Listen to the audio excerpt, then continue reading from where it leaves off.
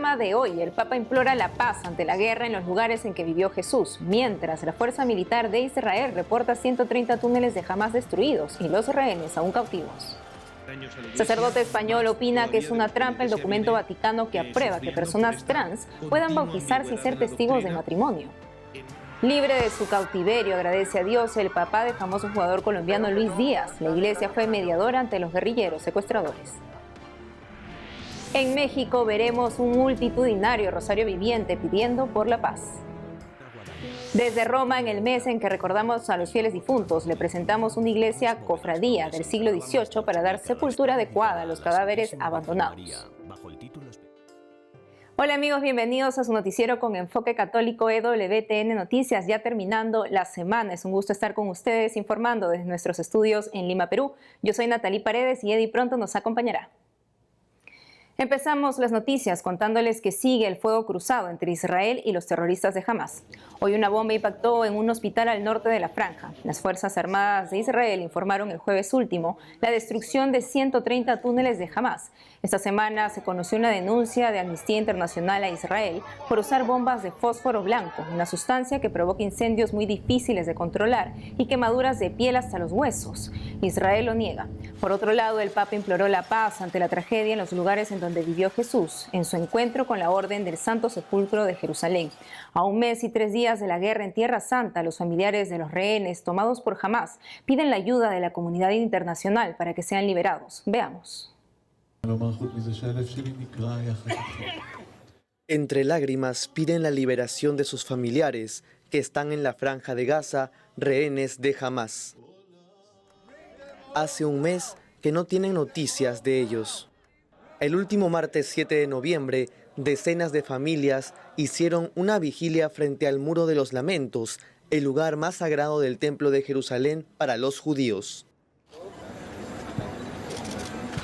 En el evento se encendió una llama conmemorativa que será llevada por todo el mundo para generar conciencia y presionar por la liberación de los 240 rehenes que se llevó Hamás el pasado 7 de octubre. Lo único que se sabe es que se encuentran en túneles subterráneos controlados por los terroristas palestinos.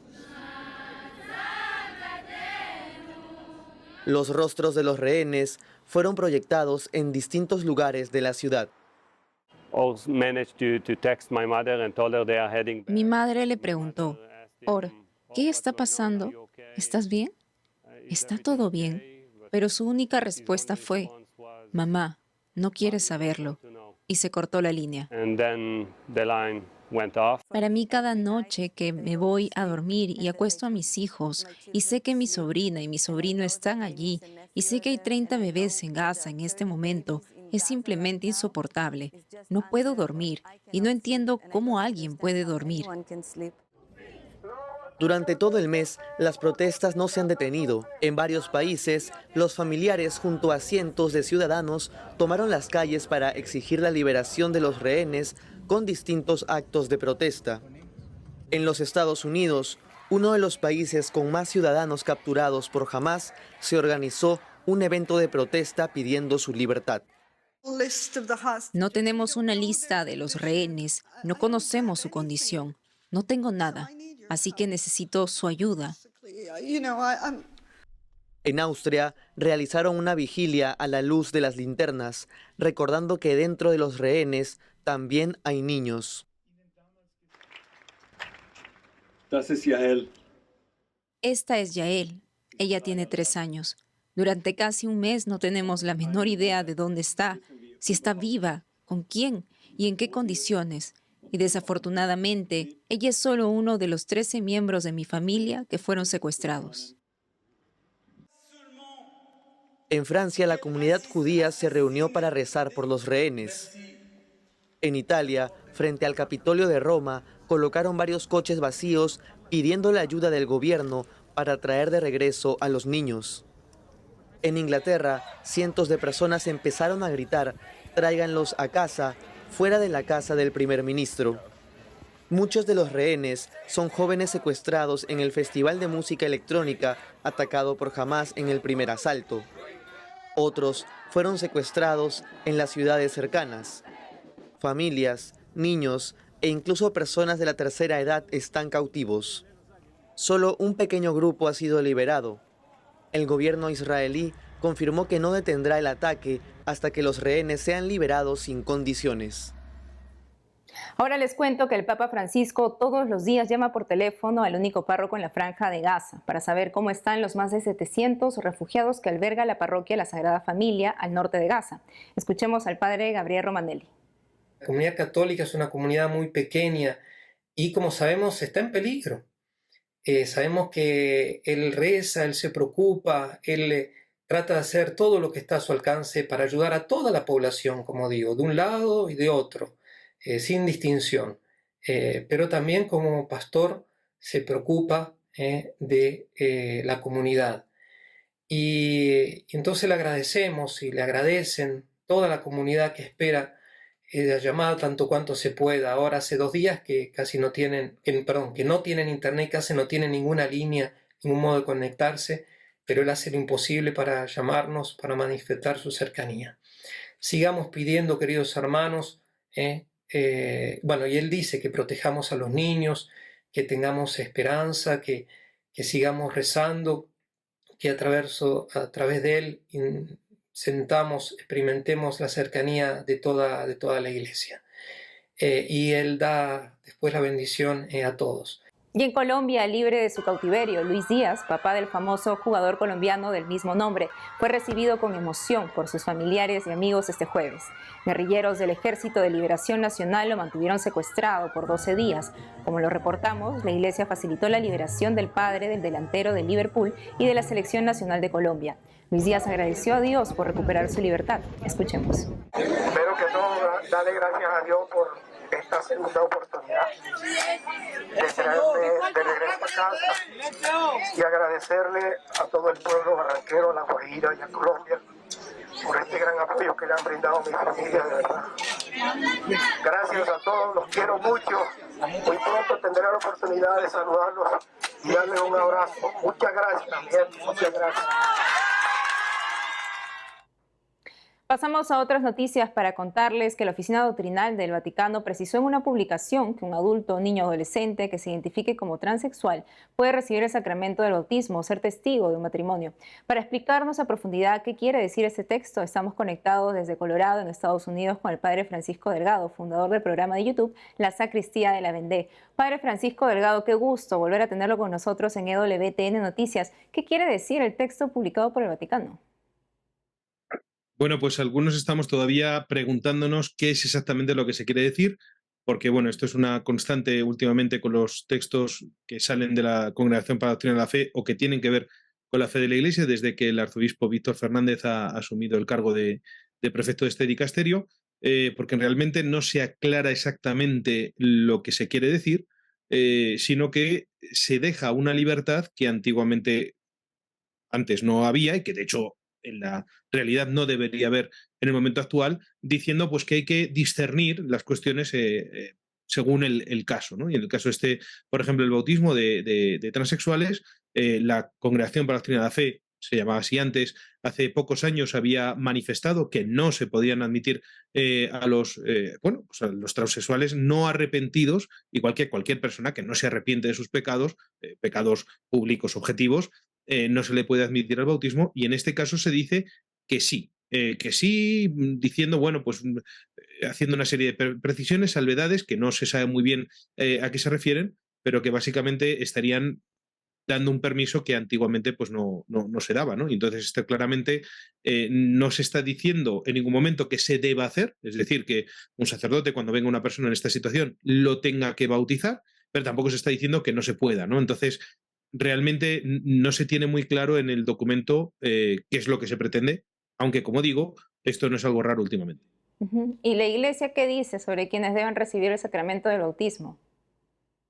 Bueno, la doctrina de la Iglesia es que para recibir el bautismo siendo adulto, evidentemente hablando de transexuales en este caso, más como hace el documento, hablando de quien hubiera recibido una terapia hormonal, incluso una cirugía, etcétera, está hablando de adultos, quiero pensar, a pesar de las barbaridades que se están haciendo en algunos países sobre este tema, en el caso del bautismo de adultos es necesario 2 cosas, sobre todo la la confesión de fe que se hace antes del bautismo, recitando el credo, y el arrepentimiento de los pecados. Víctor Fernández en este documento hace una trampa, bueno, pues bastante sinuosa, en la que viene a decir que, claro, como en la confesión sacramental el sacerdote no debe dudar en principio del propósito de la enmienda del penitente, pues entonces en este caso sí bastaría con que esta persona manifestara tener ese propósito. Ahora mismo uno podría decir, ¿qué es lo que enseña la Iglesia? Cuando el Dicasterio de Doctrina de la Fe, que es el encargado de aclarar estas cuestiones, está enseñando algo contrario a lo que dijo hace pocos años, pero realmente tampoco aclara en qué se fundamenta este cambio de doctrina. Claro, y gracias por aclararlo, padre. Además, en el documento, el Vaticano alerta que la prudencia pastoral exige que no se permite el bautizo si existe riesgo de escándalo o desorientación para la comunidad. ¿Cómo se interpreta esto? Bueno, pues esto es una nota que aparece y que pretende, pues, disimular, en mi opinión, pues eso, las situaciones que podría generar esto. Es decir, que públicamente accedieran al bautismo personas en estas circunstancias. Por lo tanto, lo que se viene a decir es, bueno, véase el caso, hágase un poco lo que le parezca a uno, pero si se hace, sí que se haga con discreción. Entonces, claro, eso no vale, o sea, porque si está mal, se haga público, se haga de forma discreta. Ujú. Sí, padre, entonces, ¿la Iglesia ha cambiado de opinión sobre el bautismo con esta publicación? Claro, aquí está la cuestión, porque es muy difícil entender, cuando se habla de la Iglesia, evidentemente se debería pretender que la Congregación para la Doctrina de la Fe o Dicasterio para la Doctrina de la Fe es la que tiene la competencia de aclarar estas cuestiones. Es más, este documento se hace en estos casos cuando se hace una nota doctrinal, es que hay una audiencia de las cabezas de esta congregación con el Papa, y el Papa aprueba el contenido de la carta. En teoría, aunque no viene eso en el texto, sí que viene la firma del Papa, menos el documento que yo he podido ver, que se ha difundido, entonces se entiende que esto habría sido aprobado por el Papa. Claro, esto lo convertiría en magisterio, pero el problema que hay es que la Iglesia tiene de forma actualmente vigente instrucciones en sentido contrario.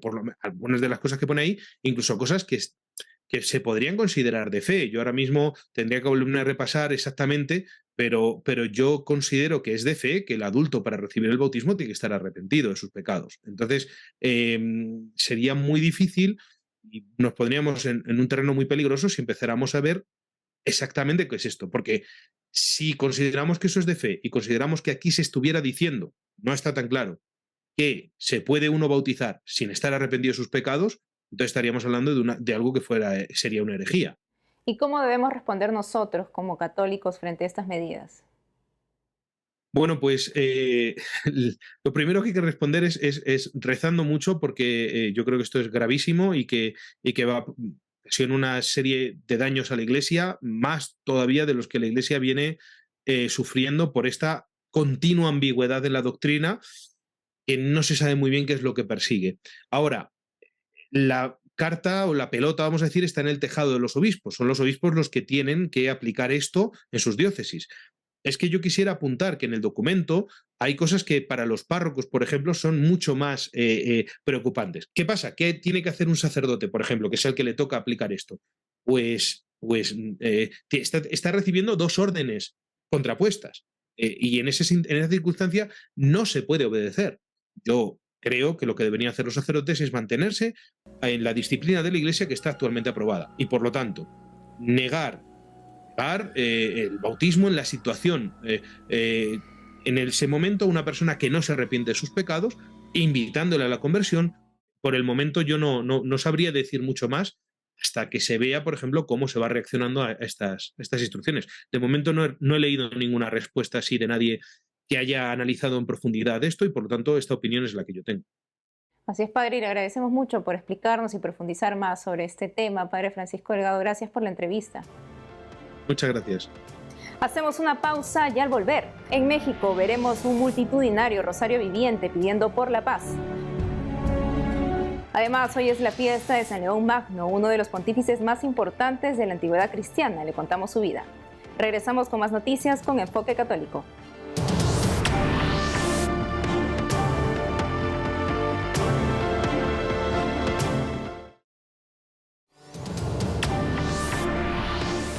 En México, una tradición que data de los años 70 no pierde vigencia entre los católicos ante el ambiente de violencia en que vive. Se trata de Rosario Viviente, inspirado por las apariciones de la Virgen de Fátima en Portugal. Sobre esto y más informa nuestro corresponsal Diego López.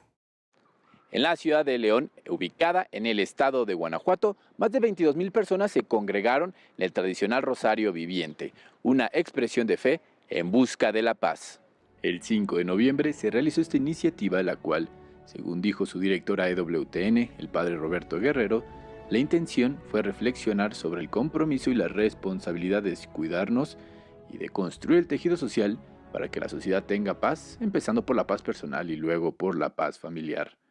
En un momento en el que el estado de Guanajuato ha enfrentado desafíos relacionados con la violencia. Las cifras oficiales muestran que la entidad registró el mayor número de homicidios durante el año pasado, con 4.329 muertes atribuidas principalmente a armas de fuego, contacto traumático con un arma blanca y estrangulamiento.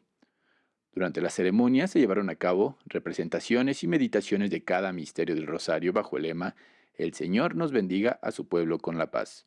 Durante el evento del Rosario Viviente en el Estadio de León, el arzobispo de la ciudad, Monseñor Alfonso Cortés, pidió luchar en contra de la violencia y expresó su solidaridad con las familias que han sufrido su azote. El sector médico del país defendió su derecho a la objeción de conciencia. Esto luego de que los diputados del país presentaran una iniciativa que busca modificar la ley en esta materia. Esta iniciativa, que será analizada y debatida por el Congreso mexicano en los próximos días, establece que en los espacios de salud del gobierno se deberá contar con personal médico, profesional y de enfermería de carácter no objetor en cada una de las unidades del Sistema Nacional de Salud para asegurar la atención médica de todas las personas.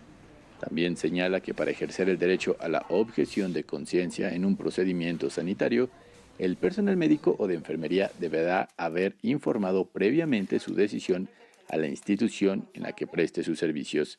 Sin embargo, federaciones, asociaciones y colegios de médicos consideran que se quiere criminalizar el ejercicio del derecho a la objeción. Los diferentes colectivos le piden a los congresistas mexicanos que escuchen a los expertos antes de que se apruebe una ley que atente contra los pacientes y el ejercicio médico. Escuchar los argumentos y se pueda hacer un debate razonado, informado respecto de un tema esencial, la libertad de la sociedad para recibir servicios de salud y la libertad de los profesionales para poder cumplir con la dignidad que se tiene en cada uno de ellos. Y para entender que el vínculo entre pacientes y profesionales de la salud es indispensable. La relación médico-paciente tiene que ser cuidada y preservada.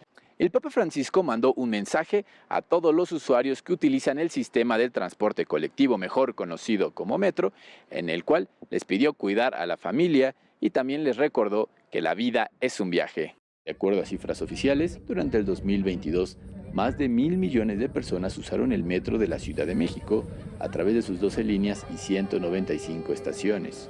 Con una extensión de más de 226 kilómetros, la segunda más grande de América del Norte, solo superada por la de Nueva York. En el mensaje que se transmite a través de las pantallas que se encuentran en las estaciones del sistema de transporte, se puede escuchar al Papa Francisco reconocer que viajar en este sistema puede resultar a veces aburrido y a veces incómodo debido a la aglomeración.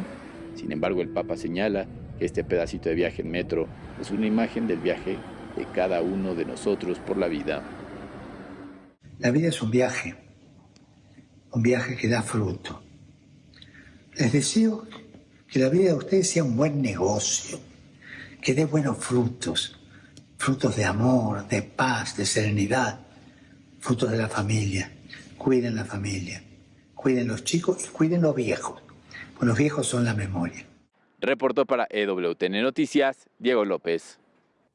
Ahora les contamos que en Inglaterra el padre de una bebé en polémica por su grave enfermedad justificó por qué la bautizó a pesar de no ser católico. Hace poco, un tribunal dictaminó retirar los auxilios mecánicos que sostenían la vida de Indy Gregory, de 8 meses.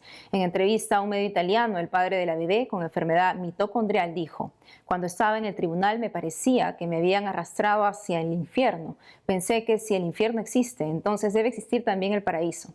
He visto cómo es el infierno y quiero que Indy vaya al cielo". Fueron sus palabras. Dean Gregory también expresó que una voluntaria cristiana le explicó que el bautismo iba a proteger a Indy y le abriría las puertas al cielo. Entonces estuvo más decidido a bautizarla y que también él y su esposa lo hagan. Ahora nos vamos a Bolivia. Se confirma la suspensión del ministerio sacerdotal al padre Eric Palomino, buscado por la policía por presunto abuso sexual.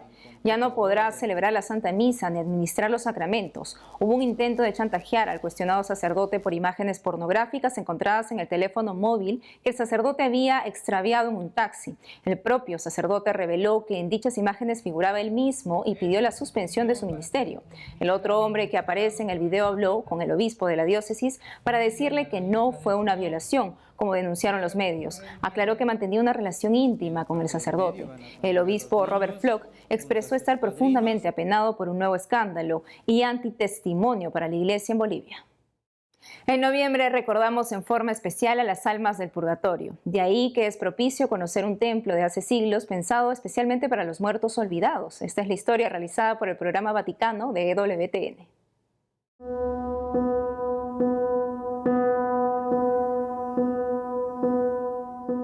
Santa Maria dell'Orazione e delle Morte, o Santa María de la Oración y de la Muerte, es una iglesia cofradía del siglo XVIII situada en Roma, junto al Campo di Fiori y el Palacio Farnesio.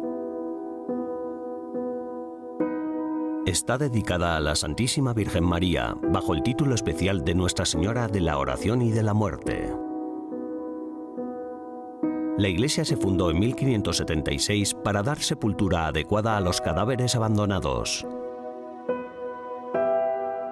Aunque solía incluir enormes bóvedas donde se enterraban más de 8.000 cadáveres, la mayoría de las bóvedas fueron destruidas durante otras construcciones en 1886. Sus orígenes se remontan a una cofradía fundada en 1538 y asociada a la Basílica de San Lorenzo in Damaso. La Compañía de la Morte, o Compañía de la Oración y de la Muerte, era una asociación informal de laicos, preocupados por la situación de los cadáveres que se encontraban abandonados en el campo y en el río de Roma. Los cuerpos no recibían una sepultura adecuada y los campesinos pobres se deshacían de sus muertos en lugar de llevarlos a la ciudad para un entierro apropiado. En 1552, el Papa Julio III otorgó a la asociación el Estatuto de Cofradía Piadosa. En ella, el Papa dejaba claro que la nueva cofradía no solo debía enterrar a los cadáveres, sino también rezar por las almas que se encontraban en ellos. La pequeña iglesia, al igual que el cementerio anexo, resultó insuficiente en el siglo XVII. Por ello, en 1732 se inició un proyecto de reconstrucción completa. El arquitecto fue Ferdinando Fuga. Famosamente, adornó el exterior con calaveras. Hay esqueletos incrustados en la pared, cráneos grabados amontonados en estanterías, huesos apilados en el altar y convertidos en una cruz. Incluso las lámparas de araña están hechas con huesos humanos. Una guadaña acecha cerca del altar. El nuevo trazado incluía un cementerio a lo largo de la orilla del río. El cementerio original de la cofradía se mantuvo en funcionamiento hasta el siglo XIX. Los registros de la cofradía muestran que enterró unos 8.600 cadáveres entre 1552 y 1896.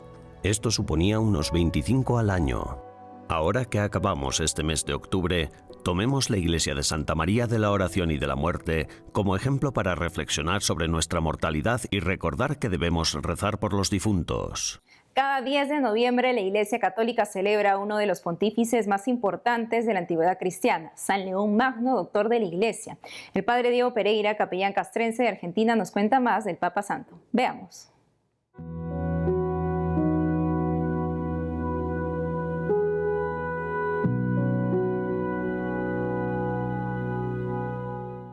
Estamos celebrando la memoria de San León Magno, el pontífice número 45 de nuestra historia, que estuvo en el lugar de San Pedro, en la misión de San Pedro, en la cátedra de Pedro, desde el año 440 al 461. Había nacido en Toscana, allá por el año 390, Y le debemos a San León Magno como pontífice, podríamos decir, un gran trabajo en favor de la unidad del ámbito civil. Sabemos de su célebre enfrentamiento desde la convicción con la palabra para disuadir a Atila el Huno que no invadiera Roma. Sabemos que la fama de Atila era que donde pasa Atila no crece ni el césped. Y él pudo, con la convicción de la palabra, disuadirlo de esta invasión. Y en el orden de lo doctrinal, podríamos decir que trabajó mucho por esa unidad y luchó especialmente contra algunas herejías muy peligrosas. Una de sus magníficas intervenciones en el Concilio de Calcedonia, donde allí, enviando él una carta a esos 600 obispos congregados en el lugar, la que llamamos Carta Dogmática Flaviano, el Tomus Leonis, y allí él defiende claramente la divinidad de Cristo y también defiende la plena humanidad de Jesús.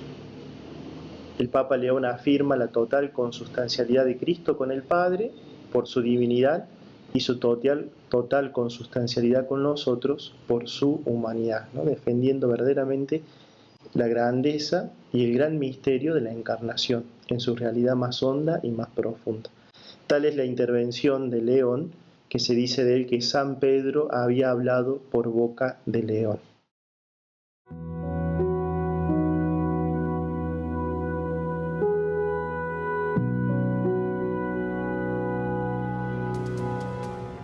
Amigos, hemos llegado al final del programa. Ha sido una alegría estar con ustedes. Ya saben que pueden seguirnos en nuestras redes sociales y en ewtnnoticias.com. Hasta el lunes.